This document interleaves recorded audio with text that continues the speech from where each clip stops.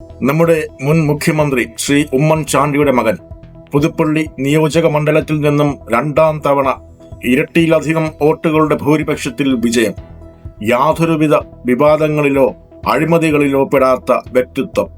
തിരഞ്ഞെടുപ്പ് പ്രചരണവേളയിൽ തന്റേതായ ശൈലിയിൽ ഫ്ലക്സുകളോ പോസ്റ്ററുകളോ ബാനറുകളോ അനൗൺസ്മെന്റുകളോ വാഹന പ്രചരണങ്ങളോ കൊട്ടിക്കലാശമോ ഇല്ലാതെ ഒരു സൈക്കിളും ചവിട്ടി ജനങ്ങളിലേക്ക് നേരിട്ട് ഇറങ്ങി പ്രചരണം നയിച്ച ചാണ്ടി ഉമ്മൻ.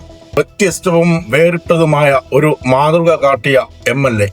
79 ലക്ഷം രൂപയാണ് അദ്ദേഹം തിരഞ്ഞെടുപ്പ് പ്രചരണങ്ങളുടെ ആഡംബരങ്ങൾ ചുരുക്കി മിച്ചം പിടിച്ചത്.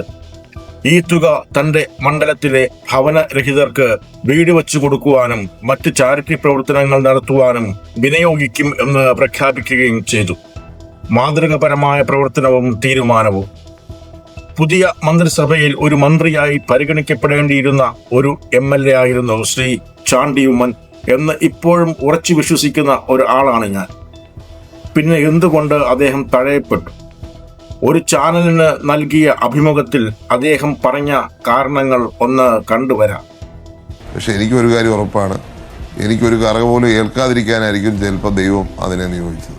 എന്തുകൊണ്ട് തഴയപ്പെട്ടു എന്ന് അവതാരകൻ ചോദിച്ചപ്പോൾ അദ്ദേഹത്തിന്റെ മറുപടി ഇങ്ങനെ, കേട്ടില്ലേ, ഒരുപക്ഷെ അദ്ദേഹം അറിയാതെ സത്യം വിളിച്ചു പറഞ്ഞതാകാം.